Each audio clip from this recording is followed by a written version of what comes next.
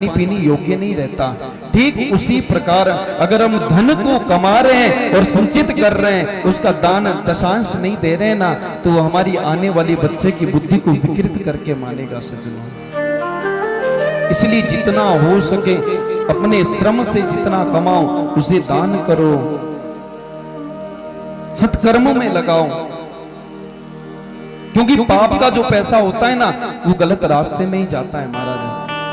जैसे हम कहते हैं ना कि भैया रात को बीमार हो गया, एक डॉक्टर आया, इंजेक्शन लगाया, 500 रुपए फीस ले गया, है ना, तो 500 रुपए तभी ले जाता है। वो जो दुख जो अकस्मात लगते हैं ना, वो संचित धन से ही वो दुख हमारे जीवन में प्रवेश करते हैं। इसलिए महाराज ये जो संतों ने अपने अनुभव की बात कही है, ये जो संत जो शौनकादिक ऋषि है ना महाराज, सूत जी जो है, इन्होंने सूखे पत्ते खा करके ग्रंथ लिखे हैं। इनको झूठा लिख करके कोई फायदा नहीं है कि झूठ लिख करके कोई इनको उपलब्धि हासिल होनी है।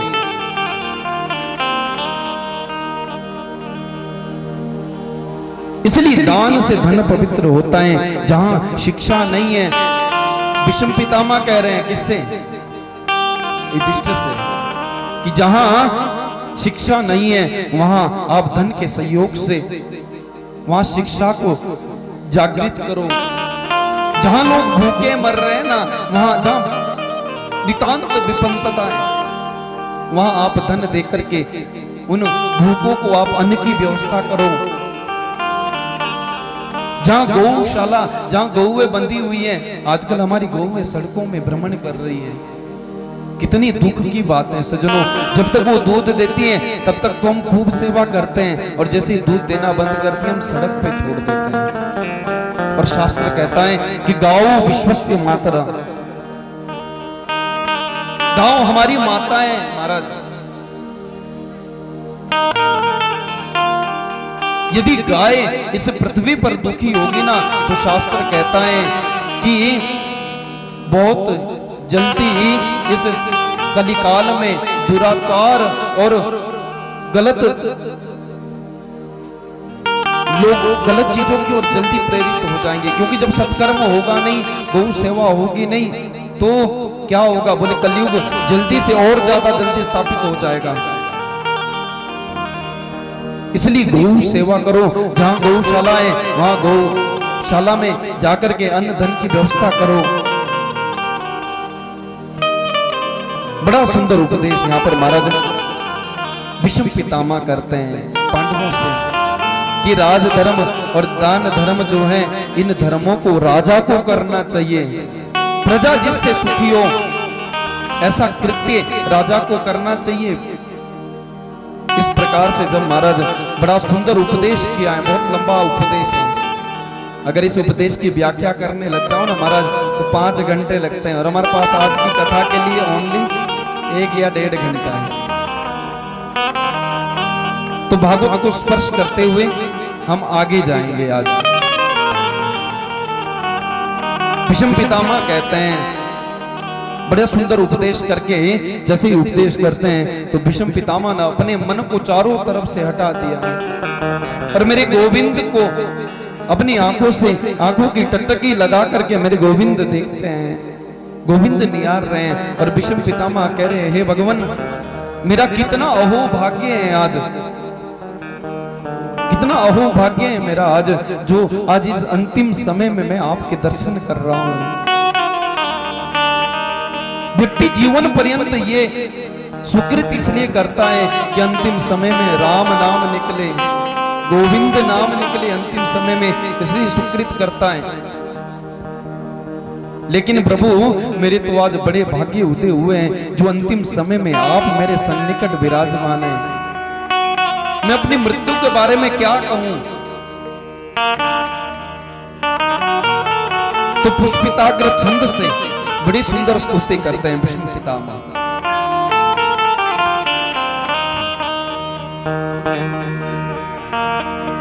बड़ा सुंदर वर्णन करते हैं, 6 श्लोकों में बड़ी सुंदर व्याख्याएं पुष्पिताग्र छंद में गाते हैं। इति मति रूप कल्पिता वितृष्णा भगवती सात्वत पुंगवे विभिन्ने स्वसुख मुपगते क्वचिद् विहर्तुं प्रकृति मुपेयुषि भव प्रवाह। भीष्म पितामह कह रहे हैं कि भगवान मैंने जीवन में कभी कुछ आपसे मांगा नहीं, ना कुछ मांगने की मेरी इच्छा रहती है, लेकिन आज अंतिम समय में इस बाणों की शैया के ऊपर लेट करके आज कुछ मांगना चाहता हूं, दोगे? गोविंद कहते हैं कि मांगो भीष्म पितामह, क्या चाहिए? बोले भगवान मेरी बुद्धि रूपी जो मति है ना, इस बुद्धि रूपी मति पुत्री जो मेरी है, बुद्धि रूपी जो पुत्री है ना, इस पुत्री का मैं आपके साथ आज विवाह करना चाहता हूं। कितनी सुंदर बात कह रहे हैं कि मेरी, भीष्म पितामह कह रहे हैं कि मेरी जो बुद्धि रूपी जो पुत्री है, उस बुद्धि रूपी पुत्री का मैं आपसे आज विवाह करना चाहता हूं, क्योंकि मैं पूरी सृष्टि में घूमा महाराज, लेकिन मुझे कोई योग्य पुरुष नहीं मिला। और मेरी इच्छाएं आज मैं आपके चरणों में इस बुद्धि रूपी पुत्री को समर्पण करना चाहता हूं। सभी पांडव वहां बैठे हैं, पांडव सोच में पड़ गए, महाराज इनकी भीष्म पितामह की पुत्री कहां से आ गई? इनका तो विवाह ही हुआ ही नहीं, तो पुत्री कहां से आ गई? भीष्म पितामह कहते हैं मेरी जो बुद्धि जो रूपी जो पुत्री है, उसका मैं आपके चरणों से विवाह करना चाहता हूं, क्योंकि इस बुद्धि में कोई आकांक्षा नहीं है भगवान, ना कोई इस बुद्धि में कोई तृष्णा है, इसलिए मेरी इच्छा है मैं इसे आपके चरणों में समर्पण करना चाहता हूं। गोविंद मुझे याद है जब आप अपनी प्रतिज्ञा को आपने तोड़ दिया, भक्त की रक्षा करने के लिए आपने जब संकल्प लिया था कि आज जो हरई शस्त्र न कहा हूं तो शांतनु मैं पुत्र न कहा हूं, मैं भी आज शांतनु पुत्र नहीं कहूंगा अगर आज मैंने गोविंद के हाथ में शस्त्र नहीं उठवा दिया। और मेरे प्रभु ने संकल्प लिया था जब वो पांडवों के पक्ष में गए ना, तो मेरे गोविंद ने एक संकल्प लिया था कि मैं पांडवों की तरफ खड़ा तो हूं, लेकिन कभी अस्त्र शस्त्र नहीं उठाऊंगा कोई भी। तो भीष्म पितामह कह रहे भगवान मुझे वो याद है जब आपने एक भक्त को बचाने के लिए अपनी प्रतिज्ञा तोड़ दी। स्वनिगमम अपहायम प्रतिज्ञा मृतमधिकर्तुरव प्लुतो रथस्थ धृतरथ चरणो भयाचल गुरु हरिवहन्तु मिमं गतोत्तरीय। आपके उत्तरीय वस्त्र जो आपके पहना हुआ था पृथ्वी से जब स्पर्श हो रहा था भगवान, बस उस झांकी को अपलक नेत्रों से मैं अपने इस हृदय में बसाना चाहता हूं। आज अंतिम श्वास मेरा जब निकले, बस उसी महाराज दृश्य को मैं अपने आंखों में समर्पित करना चाहता हूं। और इस ऐसी महाराज सुंदर मृत्यु को छोड़ करके कौन जीना चाहेगा। और ऐसा कहते कहते कहते कहते मेरे भीष्म पितामह ने मेरे गोविंद के उस झांकी का बड़ा सुंदर अपने हृदय में उसे बसा करके अपने पंचभौतिक देह का परित्याग कर दिया। बोले भक्त वत्सल भगवान की जय। ये भीष्म पितामह सज्जनों बहुत ही ज्ञानी महापुरुष हुए। द्वादश जो भागवत है ना, द्वादश भागवतों में इनका आज भी नाम आता है। ऐसे भक्त ये भीष्म पितामह हुए हैं। मृत्यु के उपरांत पांडव लोग रोए, लेकिन भगवान नारायण ने कहा, गोविंद ने कहा कि पांडवों ऐसे महापुरुष के लिए कभी रोना नहीं चाहिए। सभी ने भावभीनी महाराज इन विषम पितामह को श्रद्धांजलि अर्पित करी और पांचों पांडवों के साथ मेरे गोविंद आए। मेरे गोविंद ने आज कहा कि पांडवों, मैंने आपको एक छत्र का राज्य भी सौंप दिया है। अब मुझे जानने की आप आज्ञा दें, मैं द्वारिका जाना चाहता हूं। द्वारिका वासी मेरा इंतजार कर रहे होगे महाराज। तो मेरे गोविंद जो हैं द्वारिका वासियों के साथ महाराज अपने अर्जुन के साथ द्वारिका जा रहे हैं। पांडवों को पता लगा, हमारे द्वारका वासियों को पता लगा कि पांडवों को विजयश्री दिला करके हमारे गोविंद आ रहे हैं। तो बड़ी सुंदर उन्होंने पुष्प, बड़ी सुंदर स्वागत किया, बड़ी सुंदर पुष्प वृष्टि मेरे गोविंद के लिए की। जगह जगह तोरण द्वार सजाए,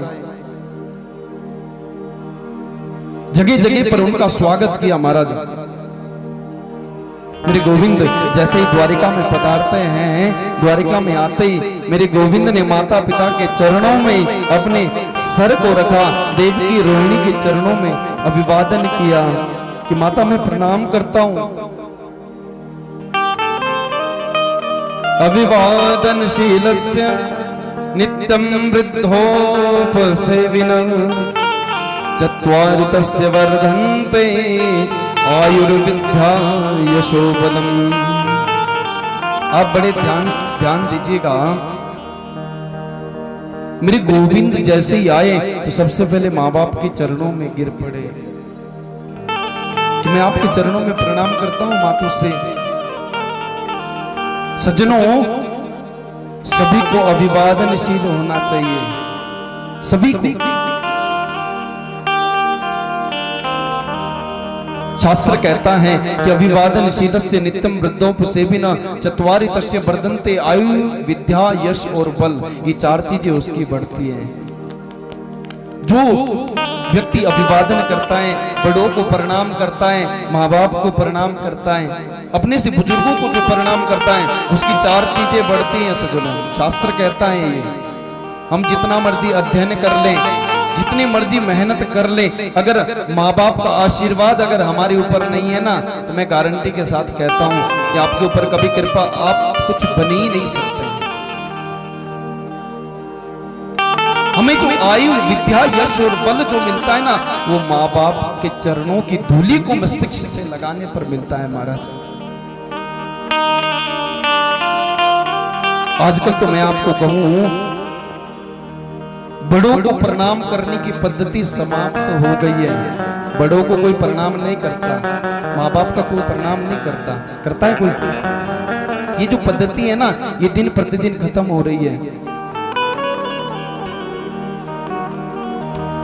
अच्छा एक बात बताइए, पहले के जो लोग थे ना, कितना सुंदर लगता था जब कोई कहता था प्रणाम, नमस्कार महाराज, स्वागत है आपका। जब कोई ऐसा कहता था ना, कितना